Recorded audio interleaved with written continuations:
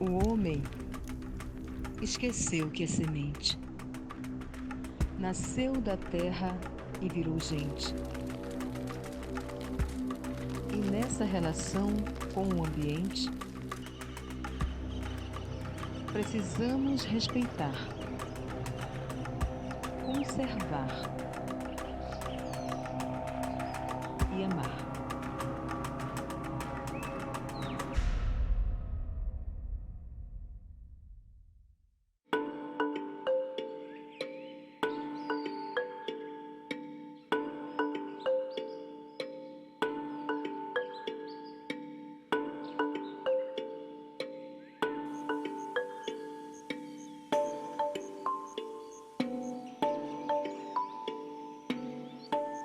A ucuba é uma árvore nativa da região amazônica. Ela é uma árvore que cresce 30 a 35 metros. A gente chama de a pérola da Amazônia, porque a semente dela ela vem numa cápsula e é muito linda.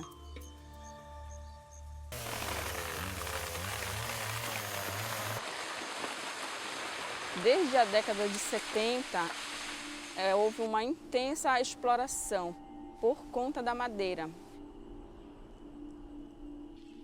É uma madeira leve que é muito utilizada para a fabricação de laminado, de compensado, palito de fósforo, palito de dentes. Então a indústria ela utilizava muito, de forma irracional. Essa grande exploração levou a ucuúba para a lista de espécie ameaçada de extinção.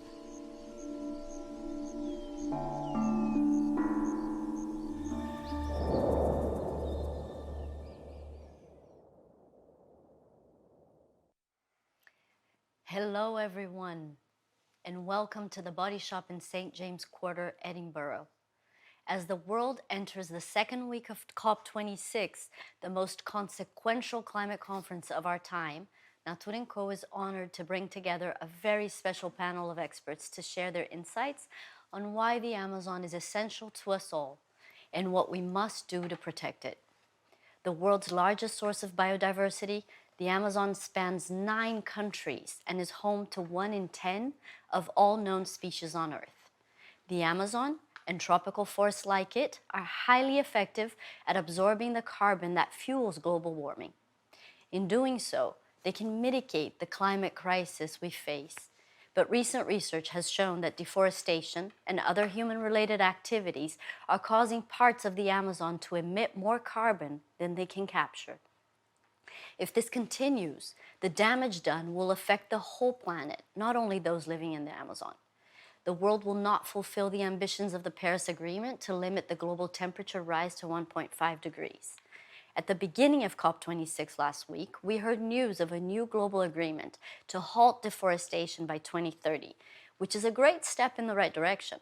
But as with all commitments, it is actions and policies that will make the difference. Today, we'll explore how climate change and nature loss are interconnected and should be addressed together, and the implications for world leaders, businesses, communities, and individuals alike. So without further ado, let's meet our panelists. We're joined today by Izabella Teixeira, who was formerly Brazil's Environment Minister between 2010 and 2016. She represented her country, Brazil, at the UN Climate Conference in Cancun and the UN Biodiversity Conference in Nagoya. She is co-chair of the United Nations Environment Programme's International Resource Panel and a holder of UNEP's Champions, one of the Earth Award for Policy Leadership. Welcome, Izabella. We are so honored to have you joining us here today. Thank you very much, Andrea. Tasso Azevedo is a leading Brazilian environmentalist and social entrepreneur. His research covers land use, forests, and climate change. He is the founder of MapBiomas, a multidisciplinary platform to generate annual land use cover maps for the Amazon and other tropical environments. Thank you, Tasso, for joining us. It's really good to have you here. Pleasure to me. Beto Verissimo is a senior researcher and co-founder of the Amazon Institute of People and Environment, Imazon, an Amazon-based NGO. He holds a master's degree in ecology from Pennsylvania State University and a graduate degree in agriculture engineering from the Federal Rural University of the Brazilian Amazon. He is also an Ashoka Fellow. Thank you so much for being with us today, Beto. So let's start. A pleasure. Let's start with Izabella. Let me start with you. So in your period in office as a minister, you actually delivered exceptional results in halting deforestation. It fell dramatically. During this time, actually, it dropped by 75% the rate of deforestation, a monumental achievement. Now, we know that the situation has changed significantly. That's been reversed, and both species and diversity and the forest itself are under threat, as never before, actually. Can you tell us what it took to implement these successful policies, and could we as Brazil hope to do that again? I hope. I do hope.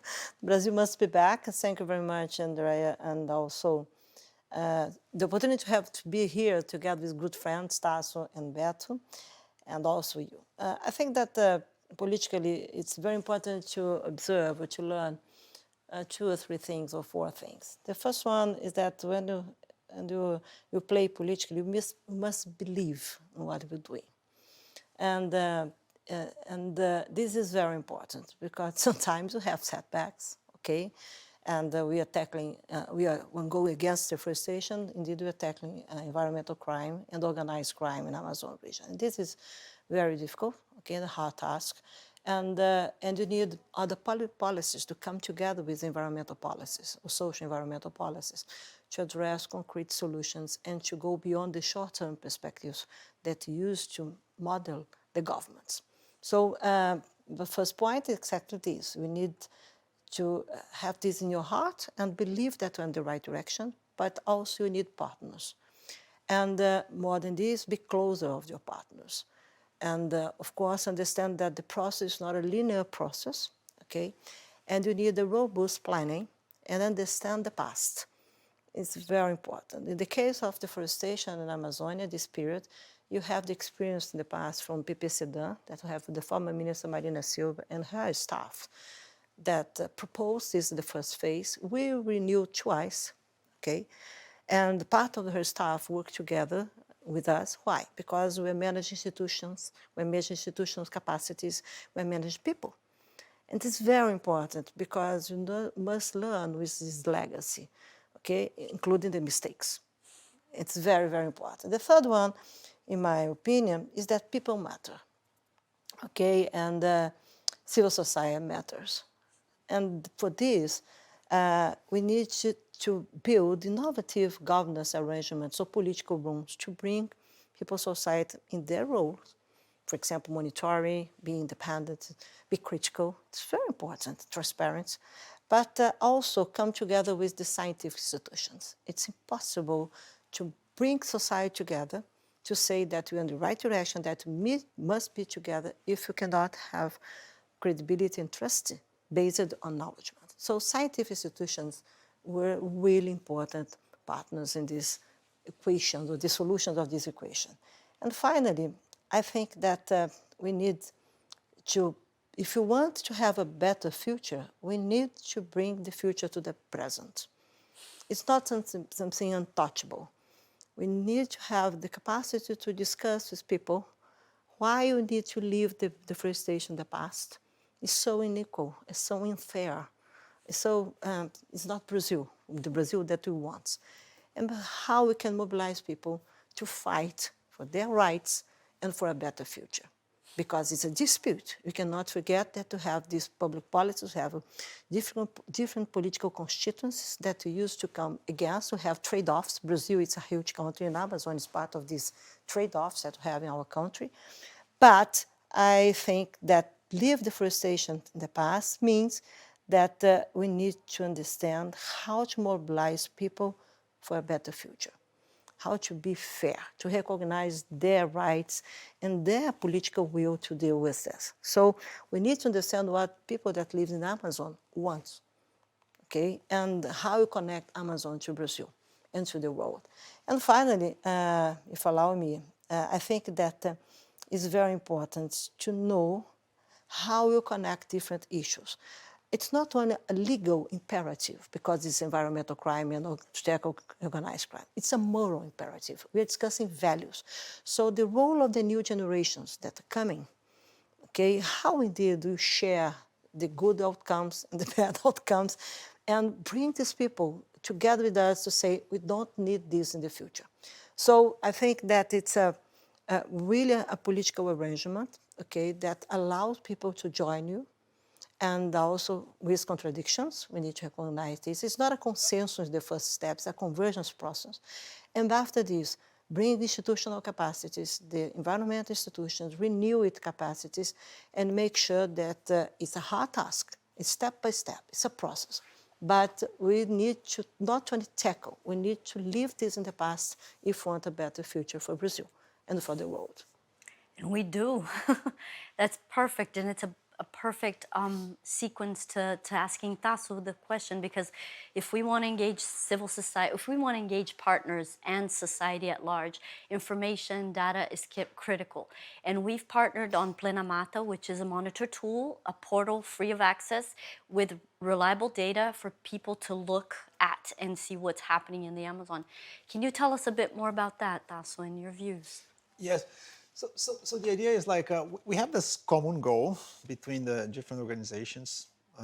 Natura is pushing that, also MapBiomas, Info Amazonia, and Hack Lab, the 4 organizations that are coming together, which is end up this deforestation, not in 2030, but in 2025. Right, that's what we want in the whole region.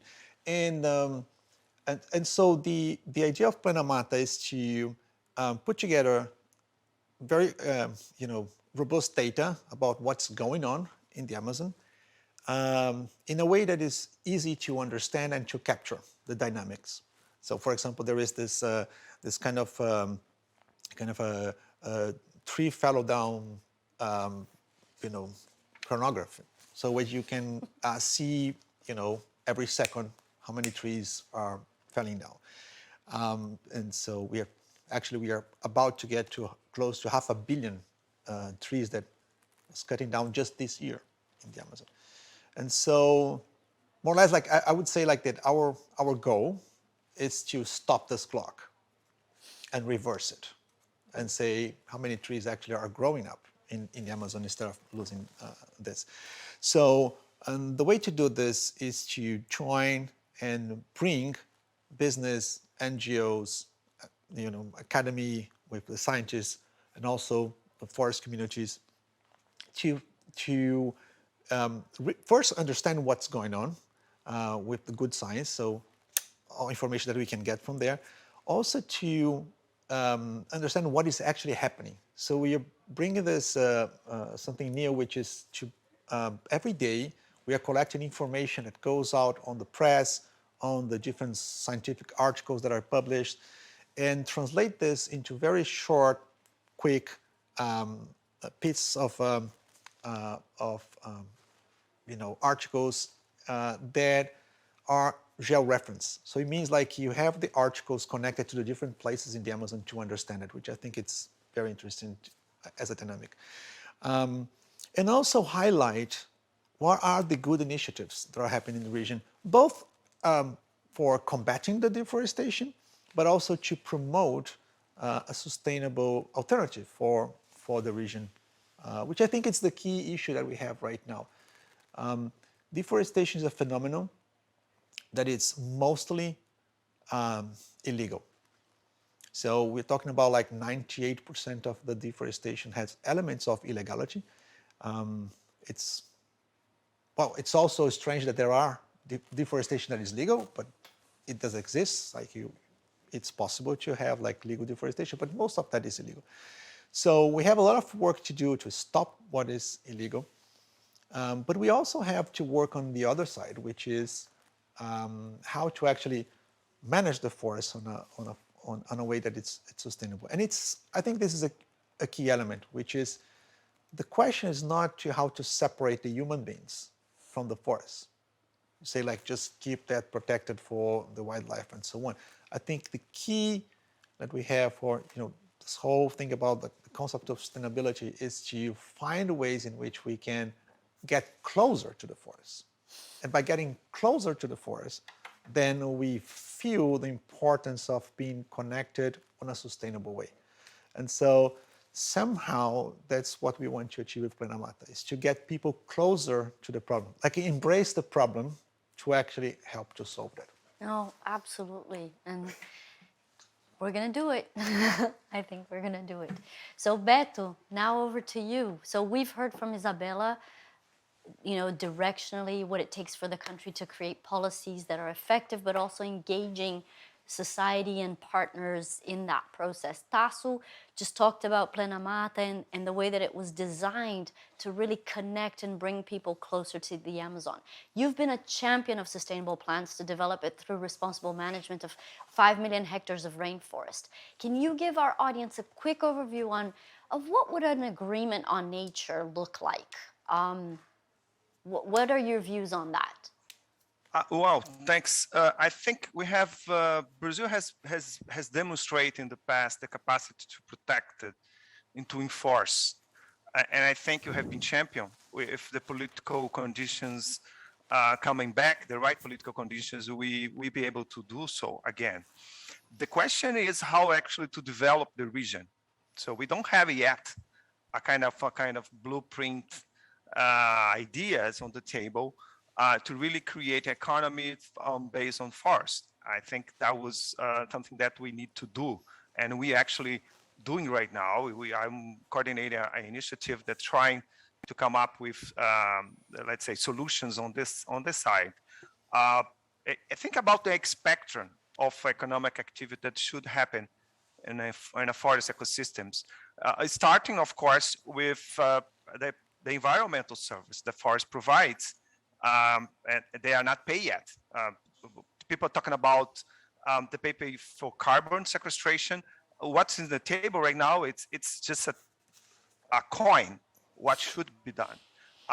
The other service that forests provide, especially on the biodiversity field. And second, we get other products the forest provides, goods, timber. Actually, it's possible to harvest timber in a sustainable way. There are so many good initiatives, but they need a policy to support it. But right now, the policy is against forest management because it allows illegal loggers to take the field and compete with those people that operates legally and more sustainable. There's a lot of other products that come from the forest, and the people know more now. Products related to the forest, the fishing, agroforestry products. We just launched 2 months ago a report that showed the market for 65 products that actually the Amazon region already produces is roughly around $200 billion in the global market. It's 10 times, 1,000 times higher than actually the market for carbon right now. So there's a lot of opportunity, and just to go a little bit more, the whole question of restoration, carbon sequestration. There is the best systems in place in the last billion years is photosynthesis, and the trees are the best way to capture carbon in the atmosphere. The Amazon region is a perfect place to grow trees back. And of course, we still have a plenty of space for agriculture if done in a sustainable way, or mining, industrial mining can be part of the solution. I think there was a lot of opportunity to find a common ground on the development agenda. Perfect. Well, you just shared with us many solutions for sustainably developing and managing the forest in ways that balance the demands and expectations of several stakeholders. Anything additional there in terms of the agreements that should be made with other stakeholders, with governments, with businesses, with the people that are actually living in the Amazon? For anything to happen, we need to stop the illegality. The illegality is the cancer that affects everything. It's an inhibit investment and create a political chaos here, as in violence and illegal deforestation and forest fires and all these problems. I think that the subnational government has been playing a role, but it's actually just to look at the Brazilian political framework. It needs the government, the federal government, to have to to be show up. Most of the lands that actually in the Amazon belongs to the government, for the public lands, and mostly in the federal government.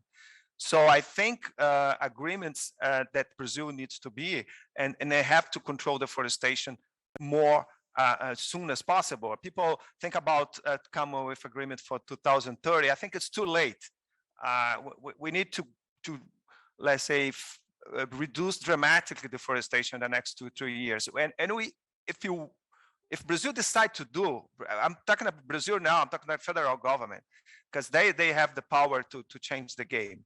And of course, the other players is around, and I think there's a lot of opportunity for a jurisdictional kind of initiative that the states might play a role. But make no mistake, I think without federal government and really be proactive and forced to do, it will be very hard to change the game. Absolutely agree with you. And so I'm going to now go from what Brazil would need to do to actually how consumption patterns might address that as well, because estimates of our total impact on nature suggest that we would require 1.7 Earths to maintain the world's current living standards. When it comes to the Amazon, we all depend on it no matter where we are in the world.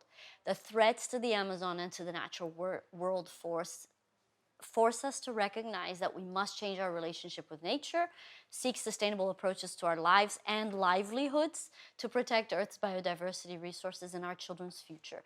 To address this, many experts agree that we must build an agreement on nature that's similar in scope and scale to the Paris Agreement. Well, you've just shared with us what, this more comprehensive deal could look like, but I'd like to ask the panel, okay, if each of you can share your perspective on what it's going to take for us to get to an agreement, a broad scope agreement, and what could be roadblocks to get there as we are closing this panel. So, Izabella, please, starting with you. Oh, well, okay, we need another show, but let's see. I think that it's very important to observe that this crisis with nature, it's not only related to climate, and it's also biodiversity. You have a triple global environmental crisis, okay? You have climate, you have nature, disruptive process of biodiversity loss, and also pollution and ecosystem fragmentations and degradation. So we need to manage this triple crisis together. This means that probably we'll need a new expression of humanism in this century, because things changing, and also to understand better how solidarity would play or should play internationally, because it's not only to be global, it's to become planetary. This is the first lesson that we need to understand, because we are connected and interconnected, not only because of business, marketers, and the digital world, but because of nature. And this is, in my opinion, absolutely critical when you go into the global politics and geopolitics, how indeed we should address the limits of natural resource in the world and the population growth. So we need to review everything, as not only as consumers and value chains, everything that we have been discussing, but we need to review our behavior and our understanding how we share values is based on co-responsibilities, but also in an ambition, a new vision about the future, but ambition to change.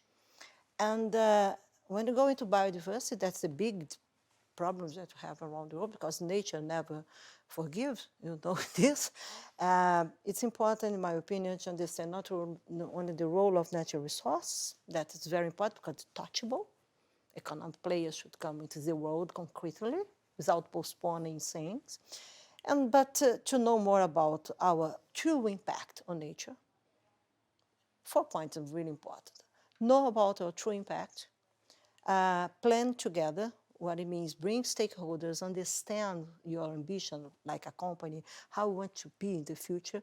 We need to have your players, your stakeholders, your consumers to understand your ambition to put this in practice. Also, grow with nature. We need to learn, as Beto mentioned, and also Tasso, to learn how to grow with nature as a partner. No, not necessarily with something that you go there, give me what you have, and I forget it. No, I'm sorry. We need to grow with nature. And finally, you need to value nature. Not only, in my opinion, consider the economic values. This is easier today to discuss, it's not easy to have an understanding, but to discuss. But to understand in this new way to live in this century, what is the real challenge, how you value nature? Okay, the indigenous people, they are so fascinating when they bring this to us, okay? And I think that we need to change, to learn with this experience or these perspectives, innovative perspectives, but know more how humanity wants to play this century, a new way to be happy, to join with nature, to be together, and to promote, to address inequalities in the world. It's impressive. You cannot go again, moving on, considering not only social inequalities, but also environmental inequalities. It doesn't make sense. So we need to change now. And like I used to say, I think that Brazil must, as Beto was mentioning, that Brazil must understand the value of stand-up forests. It's also, for me, the value to have Brazil stand up also. Absolutely, Okay. absolutely, absolutely. Tasso, as we're coming to a close here, please, your perspective to build on this very inspirational discourse by Izabella. Yeah, let's see. Thinking more like on practical terms for like anyone as a consumer or as a business or anyone that have taking decisions that on the day by day, I would say normally it's easier to think about this like this, like let's boycott whatever is bad or a region that is bad. So like there is a problem in the Amazon, there is too much deforestation, 90% of illegality. Guess what? I will not buy anything from there because I don't want to run on a risk of having the deforestation in my supply chain. I think this is actually very counterproductive because you are actually putting on the same basket the people that wants to do good, the things good, and the ones that are doing bad. And the people that are doing bad things, they don't care about that, right? So, so I think it's the way to work with this is like do two practical things. One is to guarantee traceability of whatever you are using, or you're buying. So you're looking for something, some product, some ingredient for anything. Just be sure that there's a traceability that can guarantee that this don't come from something that is, let's say, converting or degrading an environment. I'm not just talking about the Amazon in general, right? So if you do this first part, which is like you're guaranteeing that, for example, you use FSC as for any forest products, you can get an FSC logo and you know that this is not coming from conversion and doing sustainable management. There are several ones also for agriculture that can be used on other areas. But that's just step one. I think the step two is almost the opposite. They say like, let them find something that is actually coming from the nature, that it's managed correctly. So then I will be supporting the activities that are actually working together with the nature. So I would say, do not avoid the Amazon or any other, nature environments and etc. Just try to be sure that it's something that is not destroying, but try to support and join and think about those products. There is tons of amazing products that we have available, and by supporting who is actually producing this sustainably, you are helping to create this vision that Beto was talking about, which is like tons of products that could be the development of those regions, particularly the Amazon. Oh, fantastic. And Beto, to close off, because we're really short on time, please, your last words? I think Tasso raised a very key element because there's 28 million people living in the Brazilian Amazon side, and include the entire Amazon, it's about 40 million people, including other countries. People need development. They are living in cities. They need to improve their livelihoods. If the region become boycott, then something is going to happen. Illegality is going to spread even more. Organized crime is going to take place. So we need investments. We need to develop the region. There is a very possible way to do so. And I think the traceability element that Tasso brings is a way to separate what's good and what's not good. not go beyond certification, because the traceability actually allows to do in a fashion, in an almost timely way, using the tools we have available. I think the second, we need to speed up any kind of solutions that actually it linkage with payment for environmental service, or let's say forest restoration. We need to scale up those initiatives, and we need to do in a way that make people that lives in the region think that this is something ambition, real, and deliverable. And the time is running out against us. So we don't have any more time. We don't have a couple of years ahead. We have just few years ahead. Tipping point is approaching. There is a irreversible possibility that the region become a more type of savanna vegetation. It's really probably is going to affect. If we go in this direction, there is no way to have a Paris Agreement. We don't have to be able to achieve the Paris Agreement. So we need forests, and we need forests for several reasons. And Izabella pointed out very well the biodiversity and the carbon and the environmental service associated, but because it's a moral imperative as well. We have to do, and we able to do that. We have solutions ahead. So it's time to act. And I think we are here to do so. Absolutely, Beto. Thank you so much, Beto, Tasso, Izabella. This is a short session for something that deserved so much more time, but I think we're on it. We've started, and we're going to help change the scenario. We look forward to continuing the discussion with our panelists and our audience more in the future. And the insights today from all of these panelists have been incredible. Thank you very much. You can learn more about why Natura & Co believes Amazonia is the way to our future. Please visit naturaco.com and follow Natura & Co on LinkedIn, Instagram, and Twitter for regular updates. Thank you very much for joining us today.